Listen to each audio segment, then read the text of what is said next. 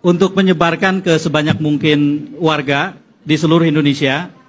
Saat ini teman-teman sudah bisa masuk ke Google Play Store, lalu kemudian mendownload satu aplikasi yang namanya Warga Jaga Suara. Jadi saya dan teman-teman sudah membuat aplikasi yang namanya Warga Jaga Suara. Sejauh ini baru ada di Google Play Store. Karena teman-teman tahu sendiri mendapatkan izin aplikasi seperti ini untuk bisa masuk ke Apple, untuk masuk ke bisa di-download di iPhone, susah. Ini pemilik iPhone di sebelah saya ini. Dia merasa terdiskriminasi. Jadi terpaksa sepulang dari sini mampir ke toko gadget, beli Android. Sekarang sudah murah-murah Android. Nah jadi Warga Jaga Suara ini akan bisa dipakai oleh siapapun untuk 4 hal. Nomor 1, melaporkan potensi pelanggaran. Kenapa saya sebut potensi pelanggaran? Karena warga nggak tahu itu pelanggaran atau bukan gitu loh. Misalnya ada orang bagi-bagi bansos, terus kemudian kok stikernya paslon. Orang tidak tahu itu pelanggaran atau bukan. Padahal bansosnya itu bansos dari pemerintah. Nah itu namanya potensi pelanggaran kan. Makanya setiap orang yang melihat potensi pelanggaran, itu boleh menggunakan salah satu features di aplikasi ini. Laporkan ke aplikasi itu. Ada ininya dengan sangat mudah. Semua potensi dilaporkan saja. Kami tidak akan menjadi partai atau tim pemenangan. Kami akan mengkoneksikan diri kami ke tim pemenangan dan partai-partai. Jadi kami akan melaporkan semua yang masuk ke dalam server aplikasi itu, lalu kemudian kami sebar ke seluruh stakeholders, termasuk yang dilaporkan berpotensi melanggar itu. Misalnya ada orang menerima bansos, tidak ada stikernya. Tetapi yang membagikan bansos sambil bilang, ini dari Pak Jokowi. Jangan lupa putranya Pak Jokowi, calon wakil presiden Pak Prabowo, Mas Gibran. Lalu kemudian kalau Bapak Ibu mau berterima kasih, kami bisa sampaikan ke Pak Jokowi misalnya. Ini misalnya ada warga yang mengalami itu. Kan dia tidak tahu itu pelanggaran atau bukan, laporkan saja.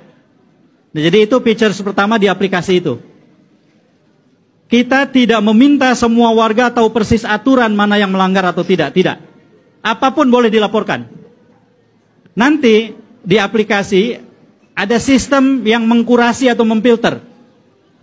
Yang sudah jelas melanggar, berpotensi melanggar, laporan biasa. Tiga-tiganya insya Allah akan kami kalibrasi atau apapun namanya ke semua stakeholders. Kayak tadi misalnya stikernya itu paslon nomor 2. Kami tetap juga sampaikan ke paslon nomor 2 sejauh kami dikasih akses. Jadi prinsipnya adalah ini kerja warga, bukan kerja partisansip berdasarkan pemihakan. Itu nomor 1. Nomor 2, di hari H, bagian penting dari penghitungan suara adalah C1 plano.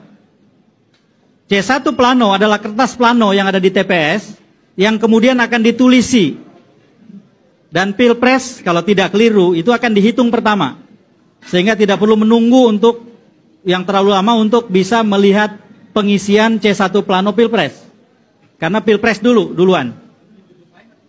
Lalu kemudian di situ akan dihitung.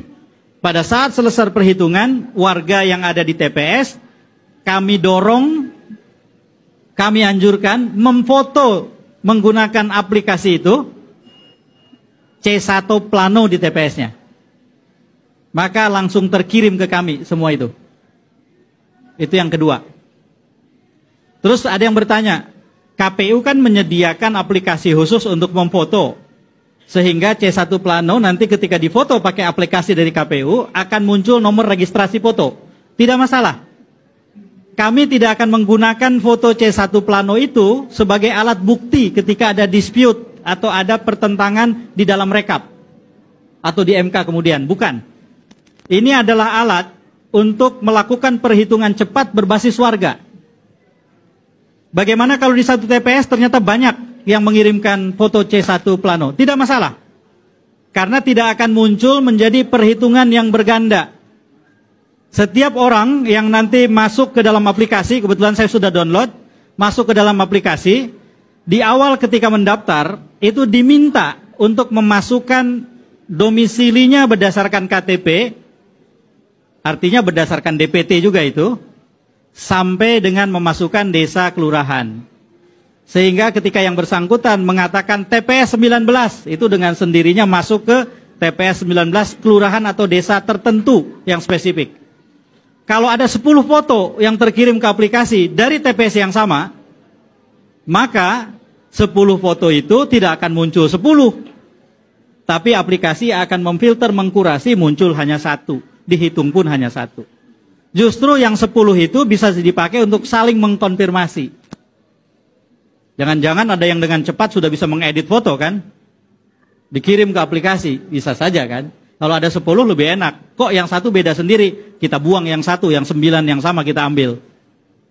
Kira-kira begitu. Jadi foto C1 aplikasi. Saya yakin orang segaptek apapun kalau memfoto itu bisa gitu. Dan cukup memfoto langsung send, langsung terkirim ke server kami. Yang ketiga, nah ini sifatnya tidak wajib. Kami menyediakan cara juga mengisi formulir perhitungan suara Pilpres di TPS-nya. Ada formulirnya. Jadi kalau ada yang mau membantu lebih jauh selain foto C1 plano, sebaran suara Pilpres di TPS-nya dimasukkan ke dalam form yang sudah disediakan di aplikasi itu. Kirim. Nah itu membantu kami. Nanti semua data tadi, C1 yang dikirim plano, kemudian ada yang mengirim, itu saling kami jadikan alat untuk konfirmasi. Ditambah lagi dengan jaringan yang saya dan teman-teman miliki, kami juga akan berusaha untuk mendapatkan kopi C1, dokumen C1. Insya Allah sudah ada beberapa pihak yang dengan senang hati membantu. Saya terus terang sore ini datang ke pertemuan, antara lain ingin meminta mereka yang akan ikut pertemuan itu, yuk kita kolaborasi. Kalau nanti ada fotokopi C1 yang bisa kami akses, kami jadikan sebagai alat untuk mengecek satu dokumen dengan dokumen yang lain. Jadi yang kedua itu, features yang kedua. Features yang ketiga, yang tadi yang ketiga ya, mengisi formulir. Yang keempat, ini feature tambahan. Bagi mereka yang ingin memasukkan data dirinya, tercatat sebagai bagian dari relawan warga jaga suara, itu dipersilahkan didorong untuk memfoto jarinya yang sudah mencoblos, pakai aplikasi, lalu kemudian akan terdata. Jadi kami akan gunakan untuk kebutuhan tertentu ini, foto-foto jari yang sudah ini. Tetapi ada pertanyaan, saya golput, saya ingin jadi relawan, boleh nggak? Boleh. Maka foto jenis kedua yang boleh dikirim adalah yang seperti ini, Pancasila. Kebetulan tidak ada kandidat nomor 05 untuk Pilpres, jadi aman. Kalau Pileg kan ada. Nomor 5 itu siapa ya? Nasdem ya? Nomor 5. Oh Nasdem. Partai. Kalau Pilpres kan tidak ada. Jadi kalau tidak mau memilih, boleh dengan jari 5 difoto, masuk aplikasi itu. Itulah 4 features. Kenapa dibikin sebegitu sederhananya? Semakin sederhana, semakin bisa digunakan. Semakin rumit, saya yakin semakin banyak orang yang kemudian lihat aplikasinya saja, itu sudah mengkeret gitu. Nah jadi mohon bantuan dari teman-teman untuk menyampaikan ke sebanyak mungkin pihak. Selamat datang Mas. Untuk mendownload aplikasi Warga Jaga Suara. Sekarang sudah ada di Google Play Store.